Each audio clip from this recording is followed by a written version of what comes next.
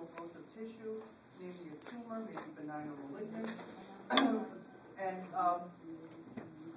from the prefix neo, meaning new, and the root plasm, meaning formation or new formation.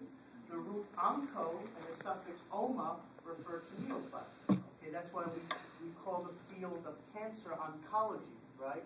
Oncology, and the person, the physician who specializes in cancer is called an oncologist, right? And something oma refers to a neoplasm, okay? Parasite, an organism that grows on or in another organism, the host, causing damage to it. You've heard of ringworm, malaria, right? These are all examples of parasites, parasitic infection, right?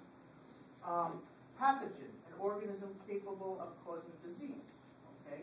So if you contract a bacterial infection, bacteria infiltrate you, viruses infiltrate you, fungi infiltrate you, they're all called pathogens because it's an organism which has an intent of causing a disease.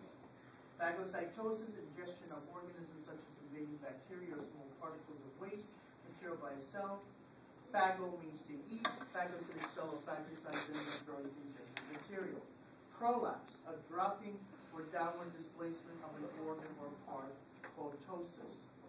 Pus, a product of inflammation consisting of fluid and white blood cells. Sarcoma, a malignant neoplasm arising from connective tissue, from the Greek root sarko, meaning flesh, adjective sarcomatous. Sepsis, the presence of harmful microorganisms or their toxins in the blood or other tissue. So you've heard of the word sepsis, right? Or being septic. So that means you have an infiltration of microorganisms and their toxins in the blood or other tissue. Okay? Toxin, a poison that's found, a poison that's actually produced by a microorganism. You know, sometimes it's not the microorganism that can kill you; it's the toxins that can kill you. Like bacteria, you know, you can be contract a certain level of bacteria, but what may kill you are not the level or the population of the bacteria, but the toxins that they produce that'll kill you.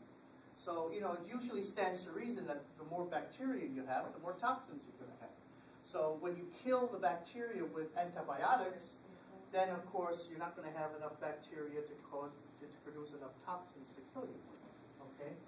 Trauma, a physical or psychological wound or injury.